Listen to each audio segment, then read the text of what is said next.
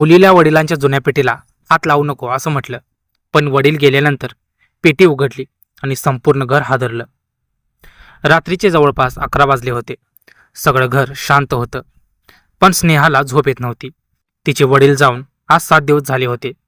घरात सगळं तसंच होतं. वडिलांचा चष्मा, त्यांची खुर्ची, टेबलवर पडलेलं वर्तमानपत्र आणि कपाटाच्या खालच्या बाजूला ठेवलेली एक जुनी लोखंडी पेटी. ती पेटी स्नेहाने लहानपणापासून पाहिली होती, पण वडिलांनी तिला त्या पेटीला कधीच हात लावू दिला नव्हता. ते नेहमी एकच म्हणायचे, ही पेटी माझ्या जिवंतपणे उघडायची नाही. स्नेहाला त्यावेळी ते सगळं विचित्रच वाटायचं, पण वडिलांचा आदेश म्हणून तिने कधीच ती उघडली नव्हती. आज मात्र वडील या जगामध्ये नव्हते आणि त्या रात्री अचानक तिची नजर त्या पेटीवर गेली. तिने हळूच पेटी बाहेर ओढली. कुलूप जुनं होतं, चावी कुठेच दिसत नव्हती. स्नेहाने वडिलांच्या कपाटामध्ये शोधायला सुरुवात केली. काही जुन्या कागदपत्रांखाली तिला एक छोटी चावी मिळाली. तिचे हात थरथरत होते. तिने चावी कुलपात घातली आणि पेटी उघडली. पेटीत सोनं नव्हतं, पैसे नव्हते, मालमत्तेची कागदपत्रही नव्हती. फक्त शेकडो जुनी पत्र होती. प्रत्येक पत्रावर एकच नाव लिहिलं होतं, स्नेहा. तिने पत्र उघडलं. तिने पहिलं पत्र उघडलं आणि ते वाचताच तिच्या डोळ्यामधून अश्रू आले. 20 वर्षापूर्वी स्नेहा फक्त 8 वर्षांची होती. तिची आई एका अपघातामध्ये गेली. त्या दिवसानंतर तिचे वडील माधवरावांनी दुसरं लग्न केलं नाही. ते म्हणायचे, माझ्या मुलीला सावत्र राहायची गरज नाही. तिच्यासाठी मीच आई आणि मीच बाबा. माधवराव छोटं किराणा मालाचं दुकान चालवायचे. उत्पन्न जास्त नव्हतं, पण स्नेहाच्या प्रत्येक गरजेची काळजी ते घ्यायचे. स्नेहा शाळेत जायची तेव्हा तिच्या डब्यामध्ये रोज 2 पोळ्या आणि भाजी असायची. पण नंतर तिला समजलं, त्या 2 पोळ्या म्हणजे स्वतःसाठी असलेल्या पोळ्यांमधून बाबा कमी करायचे.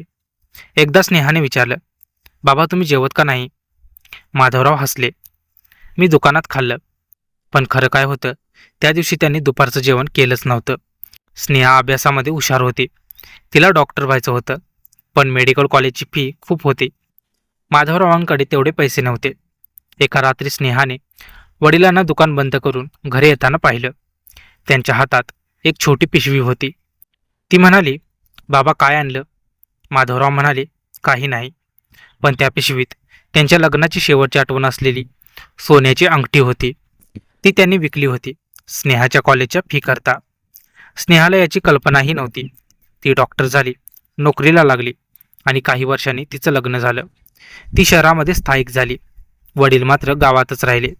स्नेहा दर महिन्याला त्यांना पैसे पाठवायचे, पण माधवराव ते पैसे स्वतःसाठी कधीच वापरत नसत. ते एका वेगळ्याच खात्यात ते जमा करायचे. स्नेहाला वाटायचं, बाबा माझे पैसे साठवत असतील, पण सत्य वेगळंच होतं.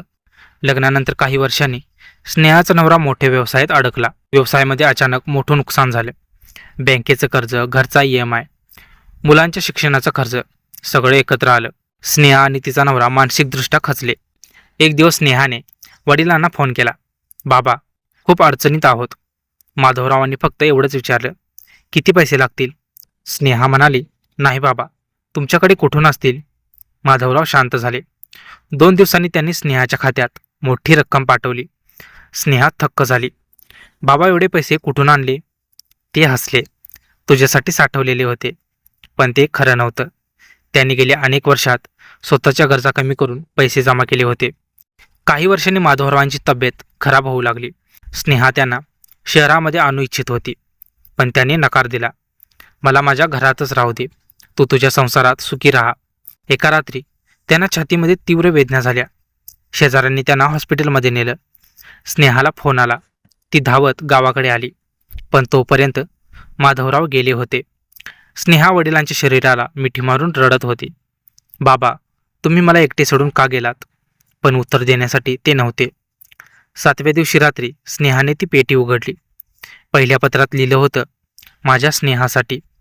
तुला हे पत्र कधी मिळेल मला माहीत नाही. कदाचित मी जिवंत असेन, कदाचित नसेनही.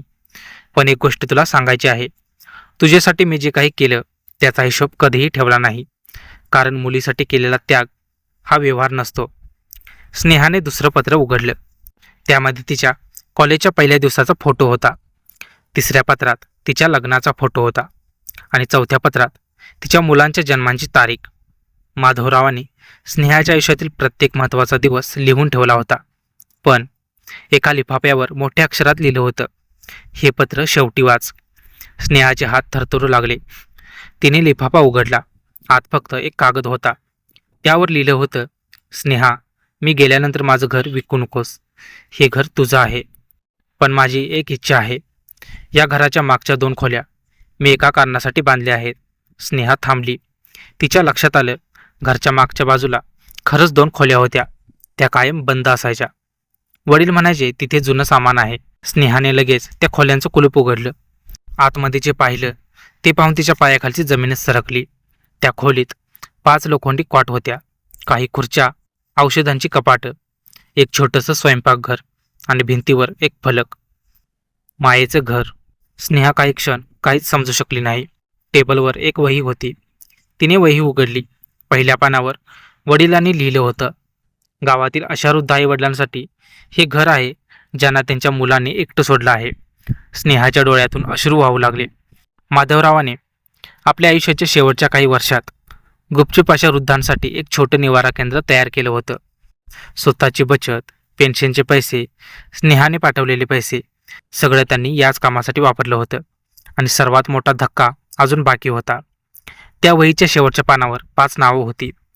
पहिलं नाव शांता, दुसरं नाव कमला, तिसरं नाव रघुनाथ, चौथं नाव सखाराम आणि 5वं नाव पाहून स्नेहा थबकली. माधवराव. त्यांनी स्वतःचं नावही त्या यादीमध्ये लिहिलं होतं. खाली एक वाक्य होतं, ज्या दिवशी माझी मुलगी मला सांभाळू शकणार नाही त्या दिवशी मी सुद्धा या घरातच राहीन. स्नेहा मोठ्याने रडू लागली. बाबा, मी तुम्हाला कधीच एकटं सोडलं नसतं. पण वडील ऐकायला नव्हते. दुसऱ्या दिवशी सकाळी स्नेहाने गावातील त्या 5ही वृद्धांना भेटलं. त्यांनी एकच गोष्ट सांगितली, माधवरावांनी आम्हाला मुलासारखं सांभाळलं. एक वृद्ध महिला म्हणाली, तुझ्या बाबांनी आम्हाला घर दिलं. दुसरे म्हणाले, आमच्या मुलाने आम्हाला विसरलं, पण तुझ्या बाबांनी आम्हाला माणूस म्हणून जगायला शिकवलं. स्नेहाने त्या दिवशी एक निर्णय घेतला. तिने वडिलांचं घर विकलं नाही. उलट त्यांनी सुरू केलेलं मायेचं घर मोठं केलं. आणखी खोल्या बांधल्या. गावातील एकही वृद्ध व्यक्ती एकटेपणामुळे त्रासू नये यासाठी तिने ते केंद्र चालवायला सुरुवात केली. काही महिन्यांनी त्या घराच्या भिंतीवर एक मोठा फलक लावण्यात आला, माधवरावांचं मायेचं घर. फलकाच्या खाली एक वाक्य होतं, ज्यांनी आयुष्यभर मुलांना घर दिलं त्यांच्या म्हातारपणाला घर मिळायलाच हवं.